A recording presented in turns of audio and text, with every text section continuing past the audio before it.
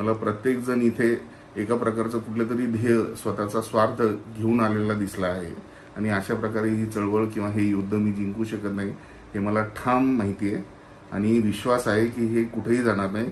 हा फक्त युद्ध होईल की आपण युद्धाच्या मैदानात गेलोय, पण कुठल्याही प्रकारचं जिंकण्याचं जे रूप असतं ते इथे इतकं पोषक वातावरण आहे.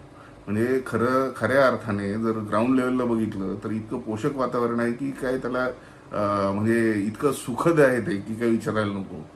पण हे जे सुखद वातावरण आहे, ही जी भोळीबाबली जनता आहे, ही निरागस जनता आहे, यांना हे माहीत नाही की हे जे सगळं चाललेलं आहे हे किती मोठं षडयंत्र आहे. आपली जी कार्यकर्मी आहे तीच आपल्याला माघारी ओढणार आहे आणि तीच आपल्याला जिंकण्यापासून थांबवणार आहे. त्याचा मला ठाम विश्वास आहे. मला माझं संविधान वाचवायचं आहे, मला माझं बाबासाहेबांचं स्वप्न वाचवायचं आहे. त्याकरता मी आज माघारी येतोय. इतकंच सांगायला तुमच्या समोर आलो होतो. जय भीम, जय भारत.